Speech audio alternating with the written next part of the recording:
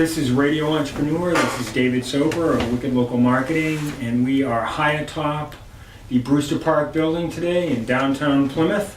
Today we are speaking with Susan O'Neal, the Arc of Greater Plymouth. Susan, thanks for coming. Thanks for having me. So a little bit about my background is I actually was in corrections for almost 30 years. And Corrections meeting at the jail? At the jail, I worked in jails and prisons. Oh, okay. All of my adult work career. And when I retired from that, I was offered a position to do some development, public relations with the Arc of Greater Plymouth. Oh. So for me, this is, and I've been there for 5 years now. Tell us about what ARC is and what they do in the community. The Arc of Greater Plymouth was started in 1966 by a group of concerned parents who had children with disabilities. And they wanted a richer life for them, so they formed this group. Since then, we now serve 1,000 families in the Greater Plymouth area. So Plymouth, Duxbury, Kingston, Carver, Hanover, Marshfield, Hanson, Halifax, Pembroke. I might be forgetting one or two, but it's okay. I get the general consensus. Pretty much Plymouth County minus a few towns. Yeah. So we provide services and supports to children and adults with disabilities, and it's everything from information referral to education and trainings for parents especially. And we do offer life skill classes for children and young adults, everything from cooking to baking to how to vote, how to fill out a job application. And we also provide social recreation activities, lots of them: baseball, basketball, soccer, karate, kayaking, which are very, very popular. We also have an adult family care program.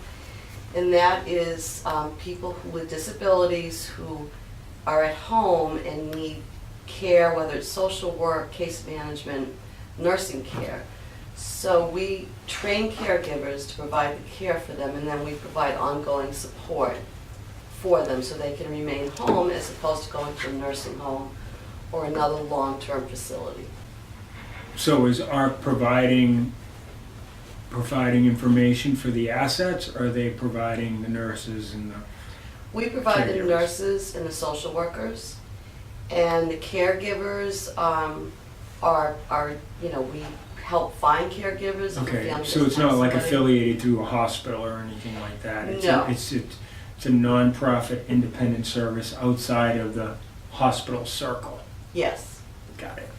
And so what that does is help people stay at home that may not be able to without that extra support. And another program we have, which I mentioned earlier, is our supported employment program. Now that is in a separate location. It's located in Cordage Park in Plymouth. And we take young adults from the age of 22, sometimes younger, they have to be at least 18, Right. and we try and provide them employment opportunities, volunteer opportunities. So what happens typically is public high schools will keep teenagers with disabilities in their public school system till the age of 22. Right. And then at 22 they have to transition to some kind of program. Right. So when they come to our program, we try and assess some skill level. We try and increase that skill level. We have a couple of different opportunities. One is paid internships. So we actually pay businesses to take our folks for a 3 to 6 week period of time to sort of try them out and see Right. if they're gonna make it or work out. Right. And we've had quite a lot of success with that. I would Great. say for every 3 people we send, 1 person gets a job.